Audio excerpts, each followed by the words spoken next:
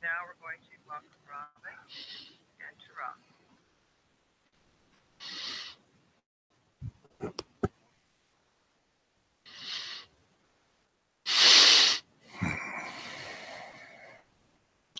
From Mike Dooley, The Universe. Living the life of your dreams is a lot like sailing. You pick your destination, hoist up your sail, make minor adjustments while the journey is underway, and let the wind do all the hard work. In other words, imagine the end result. Do what little you can, make minor adjustments while the journey is underway, and let me blow your mind. Of course, there are also a few don'ts. Like, don't think that just because there's magic in life, you won't have to hoist up your sails, or that doing so will instantly deliver you to your destination. Don't assume that just because there's no wind one day, it's a sign that something is wrong, or that it won't be there tomorrow. And perhaps most importantly, don't forget to pat your ding-dongs, ho-hos, and cupcakes. We like Mike Dooley's analogy as he talks of the wind as an external force available to you. And of course, in our words, that's the law of attraction, which is always working to surround you with whatever matches your vibration. He talks about having to hoist your sails.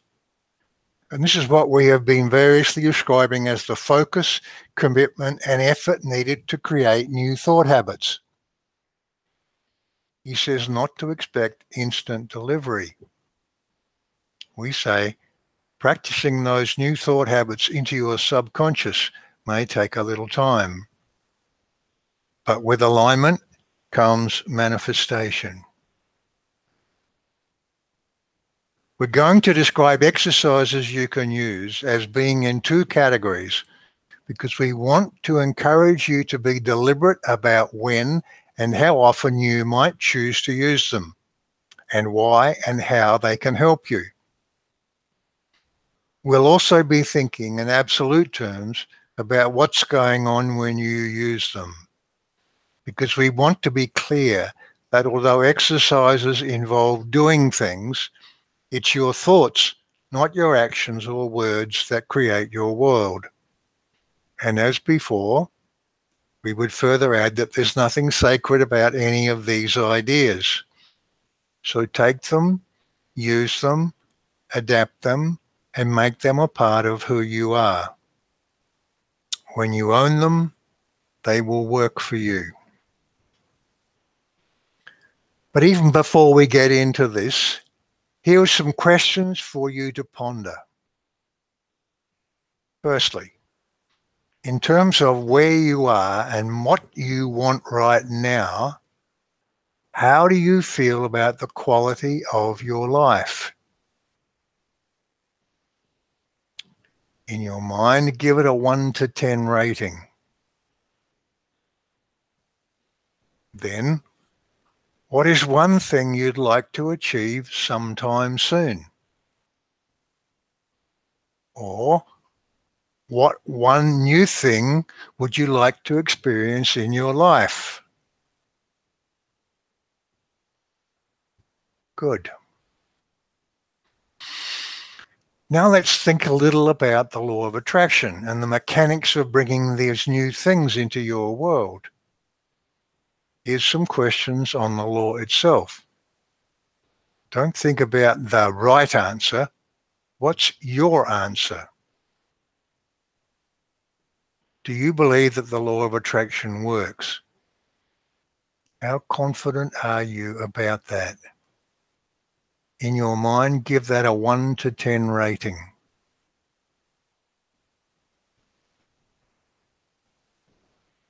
How powerful is it? Are there limits to this power, or is it possible for a human to harness this power, to become a master of this, and to change anything?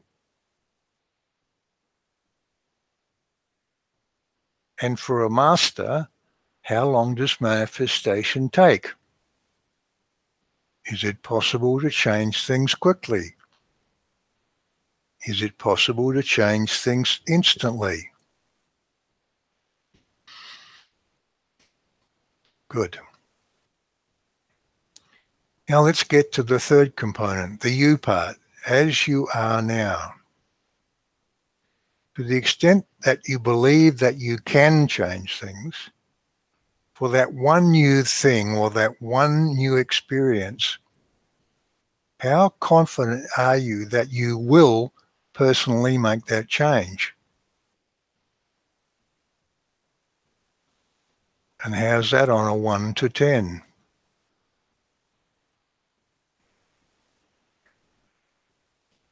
Now think about a potential time frame for what's possible. By when do you think you could manifest those new things?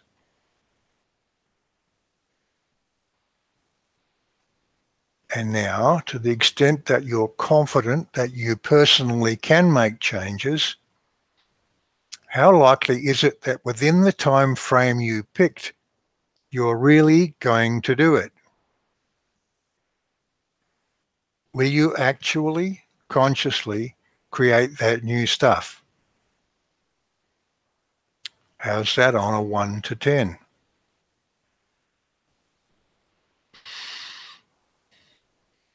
Good. So now here comes what is for the many of you the final important question. If those last ratings weren't close to a 10, why not? You know you can do it because we only asked you about stuff within the range of what you believe you can do. Today we're going to be talking about some more hows. But if you've been following along with us here, you already know some powerful processes. So you also know how you could do it. So think about this question. What is it then that's holding you back?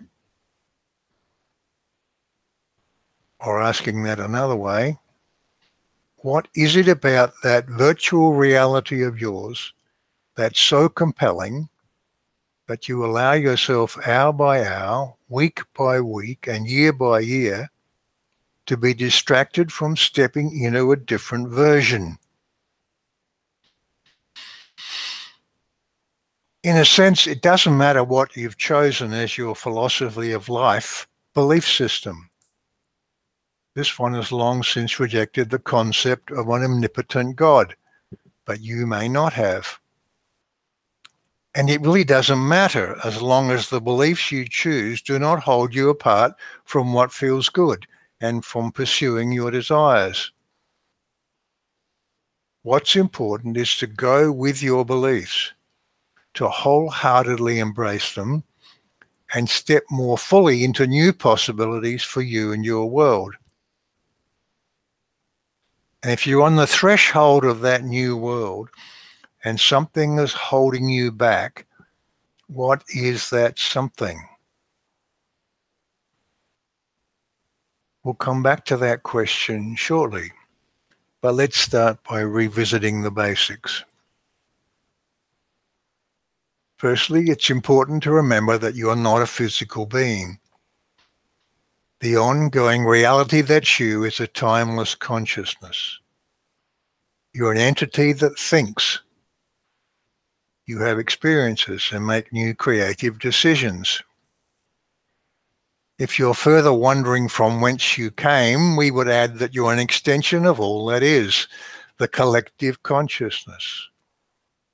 So when you have experiences, you're all that is experiencing itself. This, and only this, is what's real about you. This human being existence of yours, the physical you and your physical and non-physical worlds, these are just the story you've made up and continue to make up. Secondly, So how did you and how do you continue to write that story? It goes like this. The law of attraction responds to the belief choices you make and the tapestry of expectations that result from those beliefs. When you made those past choices of yours, you got invested in them, which stored them away in that subconscious of yours, mostly to never be thought of consciously again. Your story is told by that tapestry. When what you believe consciously matches what you believe subconsciously, manifestation is immediate. That's alignment. When what you know consciously is at odds with what you've stored subconsciously, then you're pulling both ways. That's misalignment. So conscious creation is simply choosing a new belief and lining up with it. A new belief might be, for example, money flows to me easily and serendipitously. The old subconscious counter belief might be that you have to work hard to be successful. So then comes perhaps the least understood but crucial part, the lining up part. And that's where these law of attraction exercises become really important. The process is simple, but sometimes those old, well-rehearsed beliefs can take a bit of shifting. But here's the good news. On any subject, if you get relaxed and go within and ask yourself what you really, truly expect, you will know what's stored away there. To understand misalignment, pick something you use a lot, like a waste paper basket, and try moving it. Consciously, you know the new location. But as you'll quickly discover, your subconscious only knows the old one. And until you have taught it over a period of time, no, that's the wrong way, it's over there now, it continues to know that old location. Well, alignment means getting agreement on what is known and expected into all levels of your consciousness.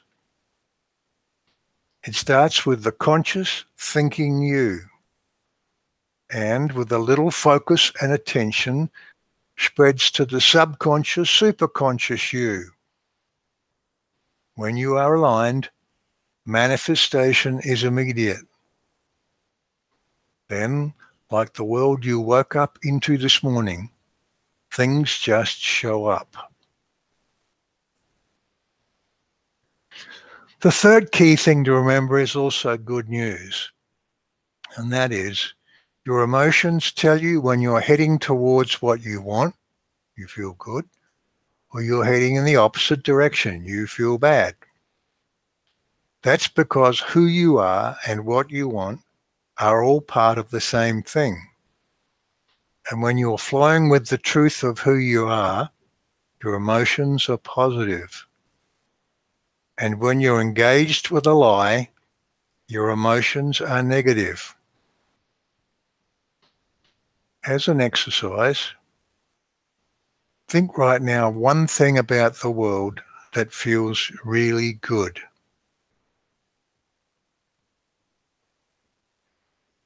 That thought is in line with the truth of you. Now think of one thing that feels bad.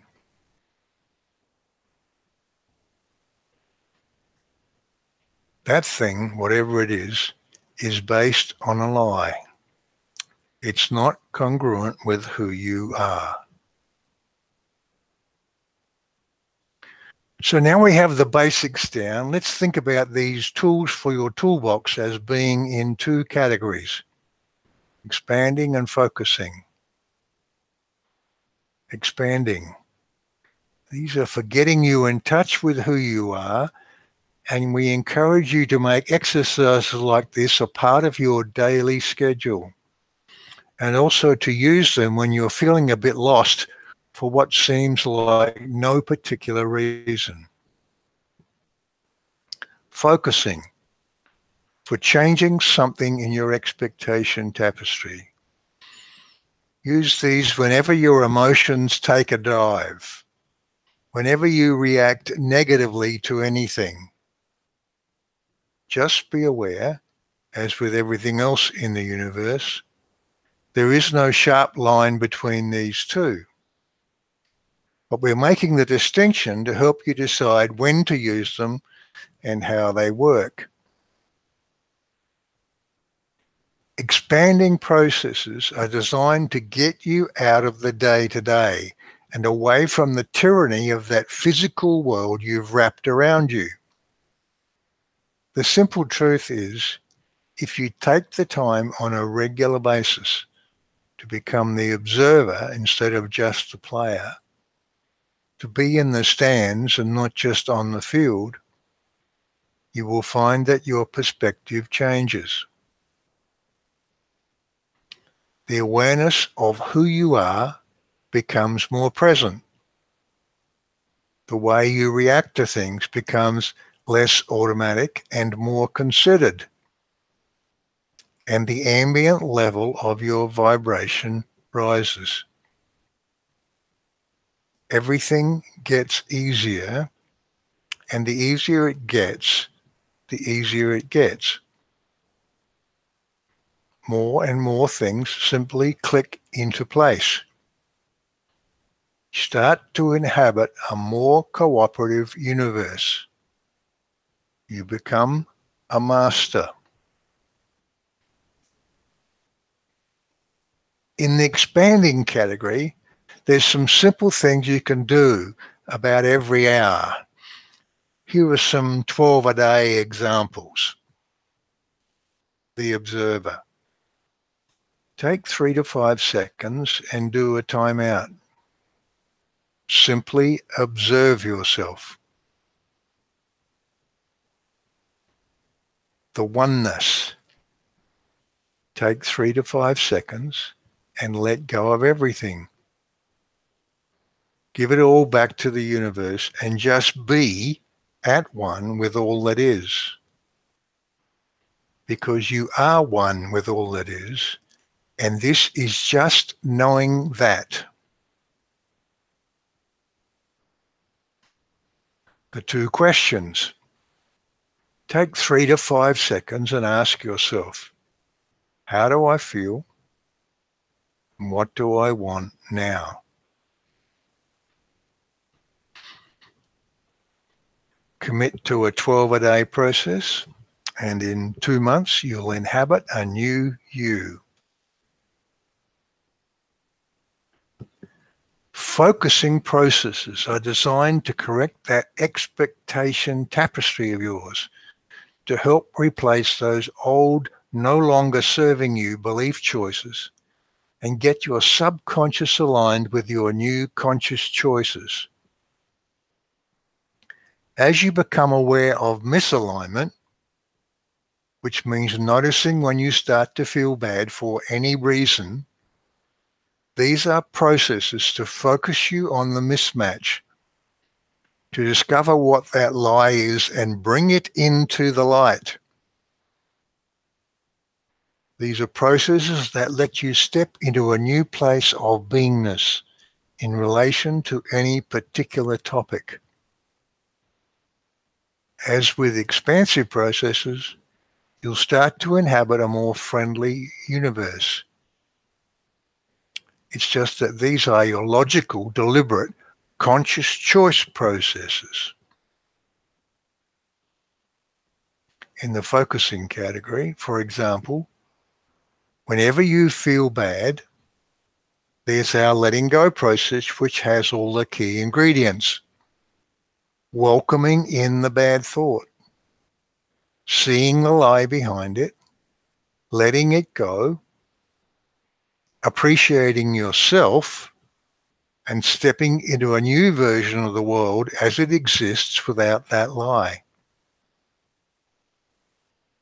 We'll give you the link for more detail on that. If you're feeling overwhelmed, there's the Abraham placemat process where you get out your to-do list. Then on a sheet of paper or a placemat, put on the left only those things you know you will do today. On the right, list the things you are passing back to the universe to handle. And it does. Here's a powerful process that works on many levels. The wastebasket process. Earlier, we used the example of moving your waste paper basket as an illustration of misalignment. That what you know consciously does not necessarily align with what you know subconsciously. You can use this concept as the basis of a powerful exercise. First, pick one persistent old belief you'd like to change, but your subconscious has a lock on it. Then pick something you use a lot, like your waste paper basket, or your hand towel in the kitchen, or the shelf on which you store something in the refrigerator, and move it from, say, right to left. Consciously, you now know it's on the left. But for a while, it will be very obvious what your subconscious believes, because when you're not thinking about it, you'll be throwing that paper, as you always have done, to the right. Now, each time you have to correct that mistake, take a few seconds to reinforce that new idea you want to implant. Bring it to mind. Imagine it changed. Can you see that each time you go to throw that paper, you have a retraining event? It can serve in two ways. It can remind you that now would be a good time to practice that new thought habit. And it can act as a parallel change exercise. You can compare progress on the change you want on that important belief with progress on what you subconsciously know about the wastebasket. Over time, a few weeks or months, you retrain your subconscious and you'll once again be in alignment. We say you can change belief habits by conscious choice and focus. You can if you choose to. Are you going to make that choice? Are you ready for change? Are you starting to anticipate and relish the idea of stepping into something new? Are you ready for you to commit to becoming a master at this? And if you're hesitating, what's holding you back? Is it that the world you're playing in is so compelling and so completely mesmerizing and seems so completely real and external and beyond your ability to change that you allow yourself hour by hour, week by week, and year by year to be distracted from stepping into a different version? Well, if so, we both understand and don't understand. We don't understand because the shape of our consciousness is one that allows us to simultaneously see every version of our movie and every version of your movie. From something you would think of as the start to the end point, when you transition back to where we are and back again, and every point in between. Our perspective makes it easy for us to know the true nature of reality. We see you as you really are. And when we say things like, if we were in your shoes, we would, and so on, it's because it's so clear to us that you are this magnificent, powerful creator who can move mountains. And if you would just think this way or that way, you could instantly change anything. And we do understand because we also know the paradox. We know that it's this perspective of ours that keeps us from the leading edge of creation that you have stepped onto. It prevents us from experiencing the seeming solidarity of your world. We know that it's only by allowing yourself to somewhat set aside all this conscious connection stuff and to fully experiencing a world full of seeming limitations that you can get into the delicious contrast of a game like life on Earth. The adventure of it and the excitement of it that you are experiencing is something we can only experience vicariously through you. We are in awe of you. But you're here because you want to change some things in your life. And we're here to help with that. So let's finish this segment of our session here by encouraging each of you to take a stand with yourselves. Find law of attraction exercises that work for you. And as we said at the start, make them your own. Make them part of you. Each of you has your own path, and each of you will find that path if you will allow yourself to know that you can. Choose to allow that. And now we move to our longer discussion, where as always, we welcome your questions and comments.